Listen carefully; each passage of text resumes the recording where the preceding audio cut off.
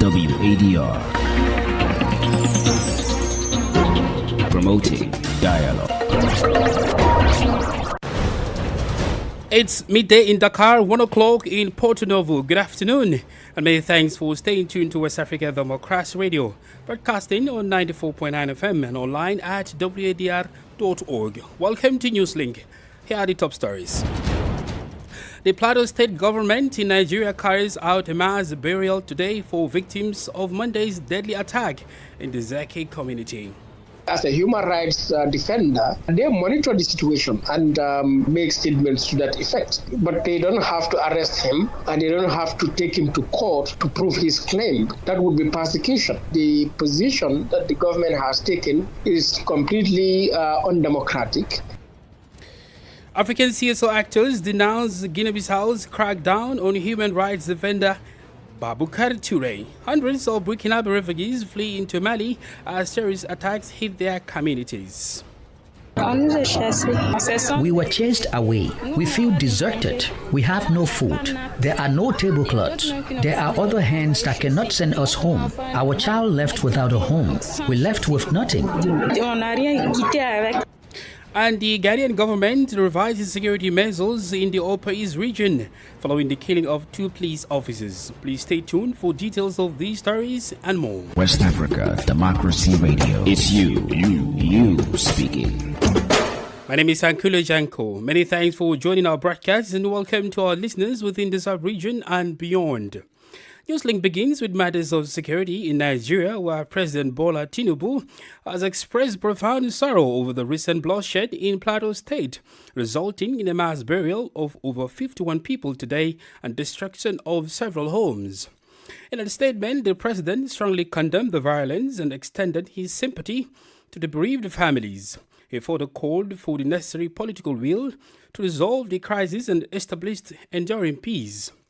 The incident occurred on Monday in the Zeke community, located in the Kimakpa area of the Kwal district within the Bassa local government area, has traumatized the community members.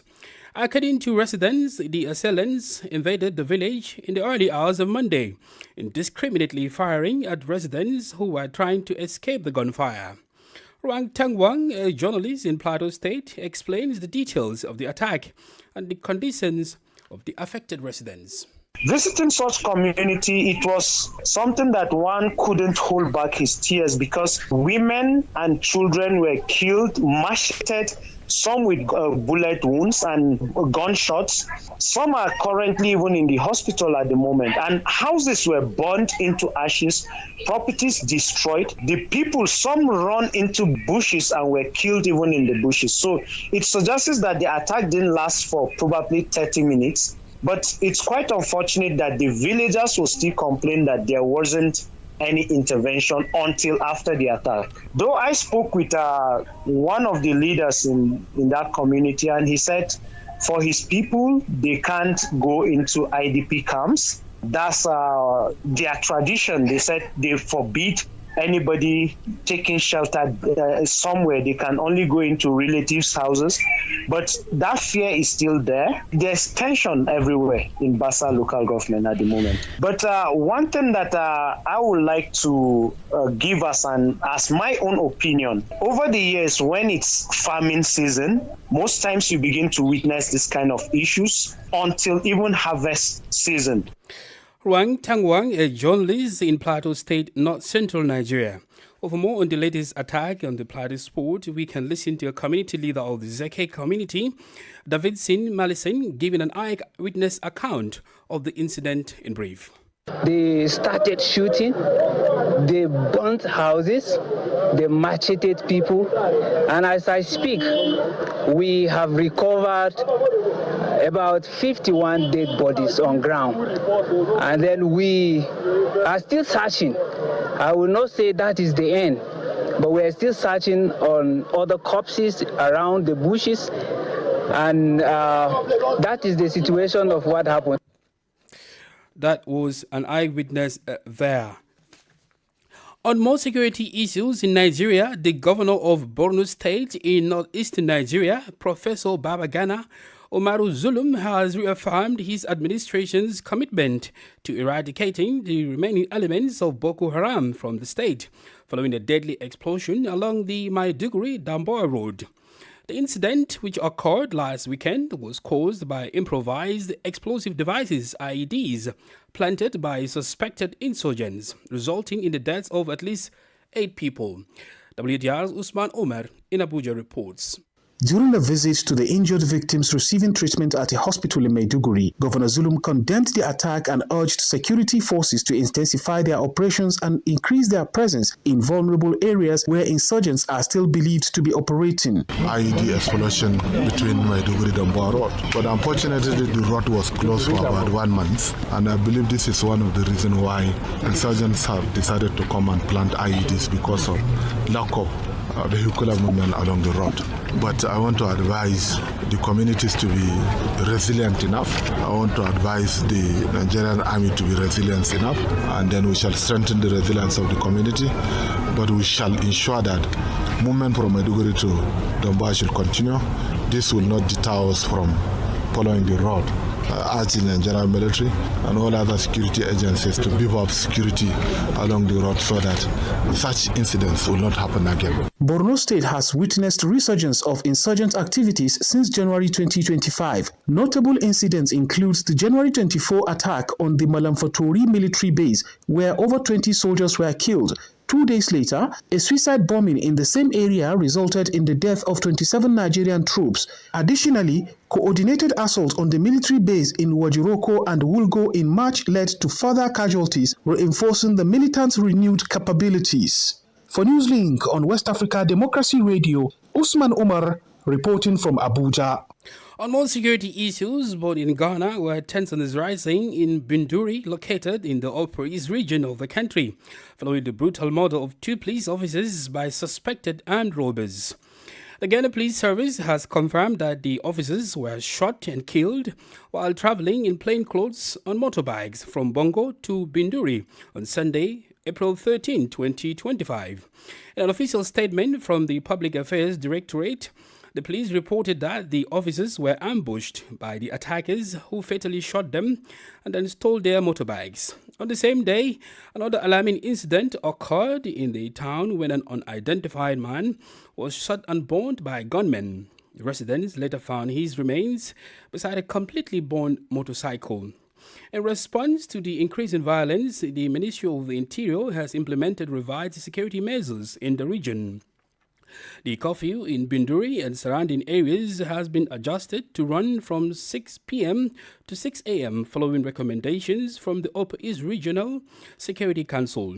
Additionally, the government has announced a total ban on wearing smokes, carrying weapons in public, and movement of motorcycles and tricycles, commonly known as a boya, until further notice. Moving to the Sahel, a humanitarian situation in the Central Sahel region, particularly in Mali, where hundreds of Burkinabe refugees are seeking shelter in the town of Koro, located in the Bandiagara region, is raising concerns. These individuals have been forced to flee their homes due to attacks by armed terrorist groups. As more refugees continue to arrive since last week, the humanitarian situation has become alarming. Local authorities are requesting assistance to help provide support for the displaced people. Francis Boniface has details in this following report. These refugees, mostly women and children, were forced to abandon their homes in Burkina Faso after attacks by armed terrorist groups to seek refuge in the Malian town of Koro. Some arrived, leaving all their belongings behind. We were chased away. We feel deserted. We have no food. There are no tablecloths. There are other hands that cannot send us home. Our child left without a home. We left with nothing. As the city continues to welcome Burkinabe refugees, local authorities are struggling to contain the number of displaced people. The one of the precarious humanitarian situation of these refugees, Issa Magara is the first deputy mayor of Koro. In 2 days, we evacuated 500 people. Many are in the streets and in the city, but we can't contain all the refugees. The urgent need is first of all food assistance. We left without taking anything. We don't have any new housing for them. It's a cry for help from the state and partners. However, initiatives are developing to provide humanitarian assistance to these Burkinabe refugees. Sidi Mahaman Jakite is the head of the National Commission for Refugees at the Koro office. Our role, first of all, is to conduct a pre-arrest assessment in order to provide legal assistance. We need to obtain the refugee certificate or the refugee card, which is not yet available here in Koro. And now we are going to conduct a multi-sectoral assessment with partners to identify the needs of these people who have arrived. After identifying the needs, that is when assistance can come. Of course, with the agreement and documents from the CFC. According to Médecins Sans Frontières, since July 2024, the city of Koro has welcomed around 82,000 Burkinabe refugees. Francis Boniface voiced that report filed in by WDR's Bamako correspondent Ali Cham with the support of Rona Radio in Koro. More stories coming up on West Africa Democracy Radio. Newslink continues. In Niger, 2 foreign nationals have been kidnapped in less than 3 months. The most recent incident occurred on Sunday evening, April 13, when a Swiss citizen was abducted by armed men in the Agadez region of northern Niger. This latest abduction follows the earlier kidnapping of an Australian woman in the same region in January of this year. Imo Edet completes the story. The governor of the Agadez region, Brigadier General Ibra Bulima Isa, confirmed the abduction of a woman with both Swiss and Nigerian nationalities. She was taken from her home by armed men on Sunday evening, April 13. According to local media outlet Air Info, the woman had been living in Agadez for several years after previously residing in Algeria, where she worked in the tourism sector. The Swiss citizen, who was born in Lebanon, is married to a Nigerian, established an association in Agadez to support local artisans. The Swiss Minister of Foreign Affairs expressed concern regarding the abduction and announced via X on Monday that Swiss representation in Niamey is in contact with local authorities. It is worth noting that on January 11 of this year, a 73-year-old Austrian woman was also kidnapped by armed men in Agadez. She had been living in the region for 28 years, during which time she led various projects focused on education, health, and women's empowerment. Niger has been experiencing insecurity and repeated attacks by non-state armed groups since the coup in July 2023 that overthrew President Mohamed Bazoum. Some of these attacks are linked to jihadist groups including Al-Qaeda and the Islamic State. Imo Edet with that report. Several African civil society actors, including citizens' movements and activists, have condemned the manhunt for Babacar Touré, the president of Guinea-Bissau League for Human Rights, LGDH. Touré is currently in hiding after state security agents besieged his residence last week in search of him. He faces accusations of alleged serious violations within the country's national health system, specifically regarding suspicious patient deaths at the Simao Mendes National Hospital, but without providing evidence to support these claims. However, the civil society organizations and citizens' movements released a joint statement on Monday, highlighting the responsibility of the Public Prosecutor's Office to conduct a thorough investigation into these allegations, noting that President Umaru Sissoco Embalo's regime has opted for repression and intimidation by sending security forces to raid the home of a key civil society figure. Mahdi Jabate, the executive director of the Edward Francis Small Center for Justice and Human Rights, one of the signatories of the joint statement, spoke with WDR regarding the situation. As a citizen of Guinea-Bissau, Wadr Toure, guaranteed by the Guinea-Bissau Constitution and, of course, by international law, he has freedom of opinion and freedom of expression. So that as a citizen who has observed conditions, situation in Guinea-Bissau, he is at liberty to express those opinions. And the government doesn't have to agree with his opinion, but he is not required to give evidence to the government as whether his opinion is right or wrong. That is not democracy. And secondly, as a human rights defender, Wadr Toure was not just merely speaking opinion. I mean, human rights organizations, especially bodies like his organization, they monitor the situation on the ground and make statements to that effect. Rather, it is government to respond to that opinion, to that statement, to say otherwise, if they so wish, or to ignore him. But they don't have to arrest him, and they don't have to take him to court to prove his claim. That would be persecution. So we think the position that the government has taken is completely undemocratic. It is merely to silence voices, which forms part of the attitude of this government. Mahdi Jabata is the Executive Director of the Edward Francis Small Center for Justice and Human Rights. You are listening to Newslink on West Africa Democracy Radio, broadcasting on 94.9 FM and around the world on WADR.org. Here is a reminder of our top stories. The Plateau State government in Nigeria carries out a mass burial today for victims of Monday's deadly attack in the Zeke community. African CSO actors denounce Guinea-Bissau's crackdown on human rights defender Boubacar Touré. Hundreds of Burkina refugees flee into Mali as terrorist attacks hit their communities. Hundreds of Burkinabe refugees flee into Mali. Terrorist attacks hit their communities. Still ahead in the news, we have press review, guest interview, and sports. Please stay with us. Fresh and breaking news all the time. Hear it first as the news breaks, only on West Africa Democracy Radio. Newslink continues. Here in Senegal, the Lancet's Countdown to 2030 report was officially launched on Monday in Dakar. It is a document that warns about the achievement of Sustainable Development Goal 3, namely good health and well-being. The document, developed by some 50 experts from around the world, addresses issues related to maternal and child health, survival, the coverage of health interventions, and the quality of care in more than 80 low and middle income countries. The ceremony was chaired by the Senegalese Minister of Health. Abdullah Hassan has details in the following report. The Countdown to the 2030 report was published by the scientific journal The Lancet in collaboration with the African Center for Population and Health Research.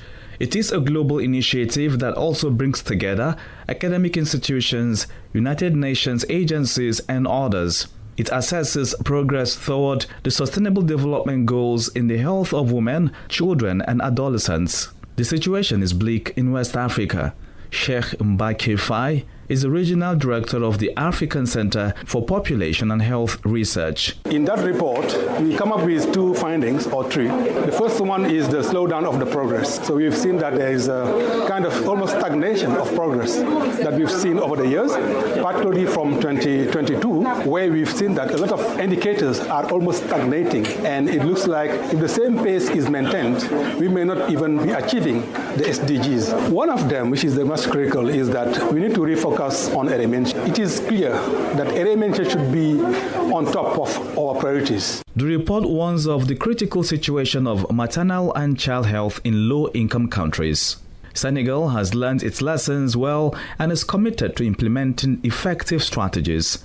Dr. Ibrahim Assi is Senegalese Minister of Health. This report comes at the right time. Currently, we are working at the level of the Maternal and Child Health Department to implement the strategic plan focused on maternal and child health, as well as the strategic plan focused on family planning and reproductive health. Therefore, this document will help to better guide us, but also to have fewer advocacy efforts to mobilize funding.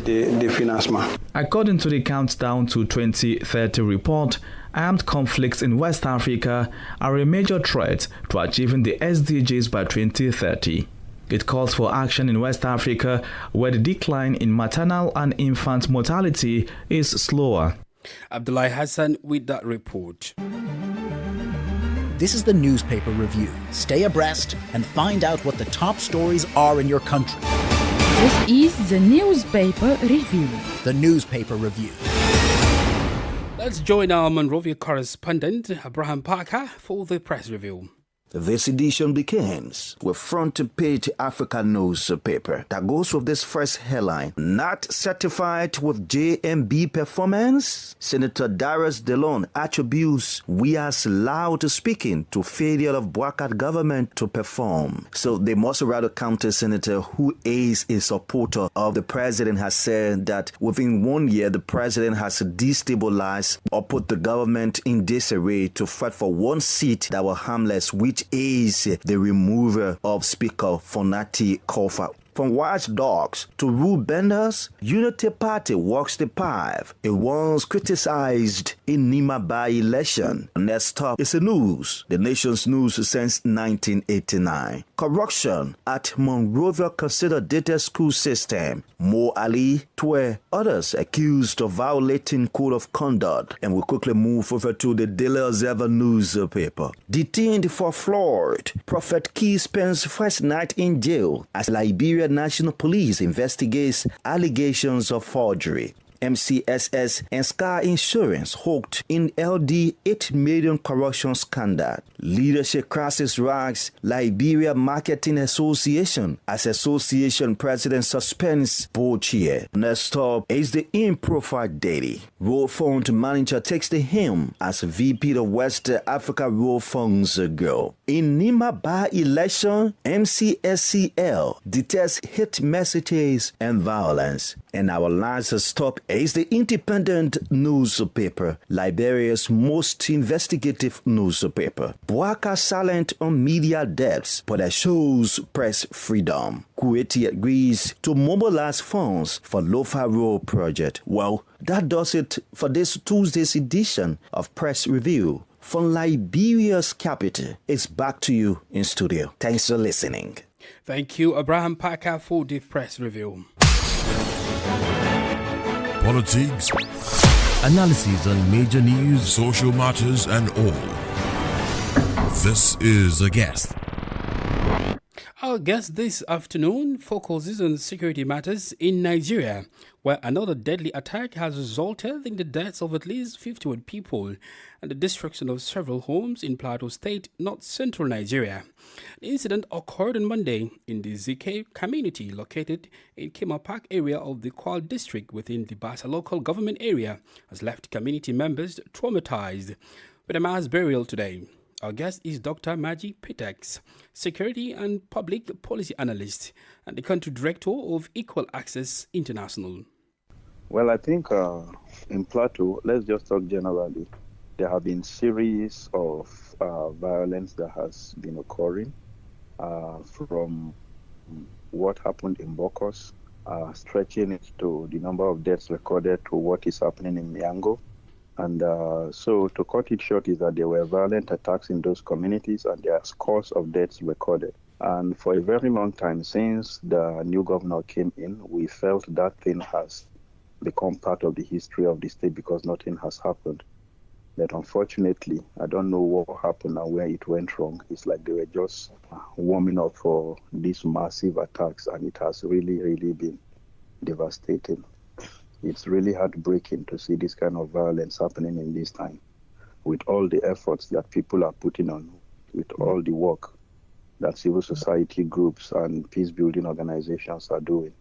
And I know that Plateau State have a peace-building agency, and they've been on the ground doing a lot of works in communities. So it's important for people now to sit down and do a security impact assessment. So like you rightly said, there's been a series of attacks. In fact, within the past week or so, we've seen about a couple of attacks in the Plateau State. What are the security apparatus doing about this? Are they not alert enough to perhaps prevent some of these deadly attacks? Well, the security, when they are alerted, sometimes they come too late. Sometimes they are not able to have access. So I wouldn't speak for them, but we're all disappointed, and we just feel like they could do more and they could do better. We just felt like there should be adequate safety and security for people in community, especially when the state has a chief security officer in the person of the governor, when the local government have a chief security officer in the person of the local government chairman. We just felt that lives and property of people should be more secured and people should feel safer within the confines of the state where they dwell. And this thing should not be happening again. It's really heartbreaking. It's really painful. It's really annoying. According to reports, these are armed bandits. But what more can you tell us about these attackers? Are they terrorist groups or they're just bandits causing terror among people in a Plateau state? I think there is different perception to who they are. The victims will tell you this is an attack on them.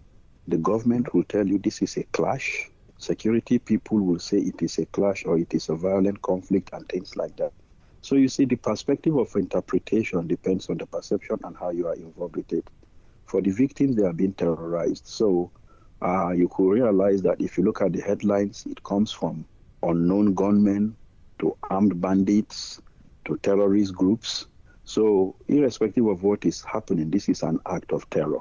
Whether we call them armed bandits, we call them bandits, we call them unknown gunmen, this is acts of terror and people are being terrorized. So this is pure, plain terrorism. What is the mood like in the Plateau State, particularly local government areas where these incidents occurred? In the local governments where it's affected, I mean, you could tell that everybody's mourning, irrespective of who it is. It's so annoying and so scary when you live in a place like that. It's not that it didn't happen to me. It's the fear of I could be next. And it's a very terrible thing to feel. So people are grieving, and you could tell that there is absolute sadness and mourning. And apart from them, even neighboring communities are jittery and scared because they could be next. So I think government need to do more. People need to be more aware. And we expect that government should now learn to be proactive, not reactive. Dr. Magix Petex, Security and Public Policy Analyst and the Country Director of Equal Access International. Of course, now with me in the studio is sports, and I have my colleague Christopher Atichu. Christopher? Sankole. Tell us what's happening in the world of sports. Well, a lot is happening in the world of sports, but let's focus on the ongoing CAF Under-17 Cup of Nations as it has reached its semi-finals, and today the draw is on. Mali will be taking on Burkina Faso, and then Morocco also will be taking on Cote d'Ivoire. Fantastic. I mean, that promises to be an interesting one, of course, and yes. An all West African tie between Mali and Burkina Faso. But I also understand that today is another semi-final or quarter-final return leg in the UEFA Champions League. Yes, we want to see how Arsenal will be taking on Real Madrid come tomorrow. But today's fixtures include Aston Villa and PSG. That cracker will be happening, and also Borussia Dortmund would also be in action as well today. Well, I look forward to watching these interesting and thrilling matches. Thank you very much, Christopher, for the sports. We've come to the end of this edition of Newslink on West African Democracy Radio, broadcasting from Dakar, Senegal. Thank you for listening, and many thanks to Mustafa Sek, Seth Njai, and Mam Kodufai Njai for the technical assistance. Do interact with us via our social media platforms, X and Instagram at WADR English, and on Facebook, WADR English Service. I am Sankule Janko. Good afternoon. And many thanks to you for listening to Newslink via Hot 104.3 FM, Newmi FM 94.0, Hilltop Radio 104.7 FM, and Veritas Radio 102.9 in